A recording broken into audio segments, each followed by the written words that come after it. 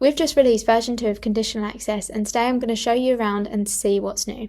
So if we jump straight into the Inside Agent portal, I head to Conditional Access, we now have named locations.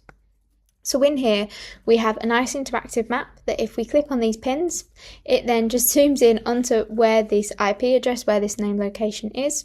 We can see that it's in a couple of locations, so if I click on this friendly, when we open it up, it shows us the location ID, says whether it's a trusted location or not, when it was created, a little bit of information about it. We can then actually go ahead and import it. So say that this was either just a full country or whether it was headquarters or things like that, you can go ahead and import them as a template. When you import policies, they go down as a named location template. So when you go ahead and flick between tenants, like I can do right here, let that load, we can scroll down and we can see all our named location templates down here. We can click on those, scroll down again, and then we can go ahead and deploy that. That will then work its way up to the current named locations. We then also have our policy manager. So if I just head there, within the policy manager, we can still view all of the policies that are currently deployed within that tenant. We can go ahead and click on a policy where we get as much information as we can, where we can see who it's been deployed to, what, where, how. We can change what state it's in. So if it's in enabled and we want to disable it, we can here. We can then also move it to report only as well.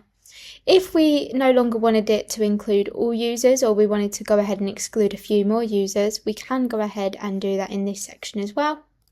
Save assignments, confirm, and then everything's updated. And then if I go ahead and close that off, we then also have custom templates. So if you had a policy that you absolutely love and use across all of your tenants, you can go ahead and import it into Inside Agent.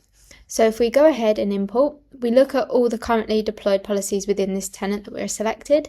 I'm going to click on this one for an example. You can change the name of it. So I'm just going to put my name at the end just so we know it's me. And then we can go ahead and capture that one policy. Within a few minutes, that will make its way to the custom templates. You can then switch tenants and then go ahead and deploy that across all the different tenants that you have. What we can also do from here is obviously deploy them. So if I go ahead and click on this policy here, we can click on deploy one template.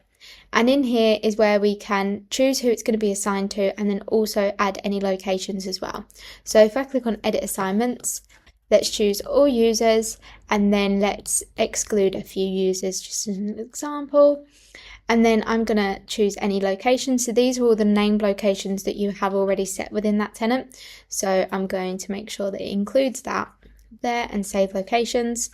You can then go ahead and change what state it's in. So you can have it just in report only, disabled or enabled. So I'm going to put it in disabled for now. And then we can go ahead and deploy that one policy and then proceed with deployment. We also do have deployable templates. So these are the Inside Agent templates. There are a lot more. If I head over here, you can see all the ones with IA. These are all the deployable templates, but they're already gone. But in here we have 4 more where you can go ahead, click on all of them and deploy them if you wanted to as well. That's everything for Conditional Access, but if you have any more questions or would like a deeper dive into Inside Agent, you can let us know by emailing us at hello@insideagent365.com.